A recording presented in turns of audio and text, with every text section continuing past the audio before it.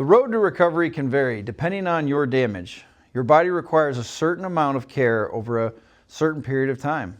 There's no shortcut around that. The key is patience and consistency. Once you have healed sufficiently and are in a more stable state, it's just a matter of maintaining this progress. Once damage happens to the discs and vertebra, it can become permanent. The body always keeps the score. An important question to ask is, how do spinal discs degenerate? The disc acts as a shock absorber for the spine and protects the nerves from stress. They depend on proper movement to get fluid and nutrients.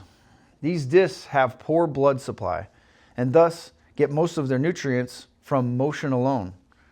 For this reason, discs can take a long time to heal. When a vertebra shifts out of position and gets stuck, it prevents normal motion at that level of the spine, and the disc can no longer be able to get the nutrients that it needs due to improper movement.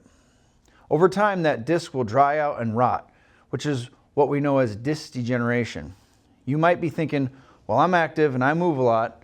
That may be true, but if subluxation is present, some vertebra and discs are not moving properly even though you are. Our goal with an adjustment is to restore motion of the spine as best possible. To halt degeneration from advancing, restoring proper function and motion is key to improving and keeping your spine from failing. When we make an adjustment, we are not only addressing misalignment, but restoring motion. It is this restoration of motion that keeps the bad discs in your spine from accumulating further damage and degeneration. In the beginning of your care, we see you more often, but as we move towards wellness, we reduce the amount of your care to sustain your spine's health.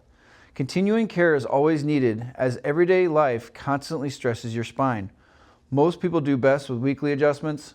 Others are able to space it out further for wellness care depending on the amount of damage they have in their spine. Keeping your spinal health a priority once your symptoms have subsided is crucial to make sure you stay well. It's not the major falls or injuries that we see set most people back. It's the everyday stressors that add up and put the spine into a failed state. For example, prolonged looking down at your phone, extended periods of sitting, emotional stress, bad sleeping positions, bending and lifting things wrong.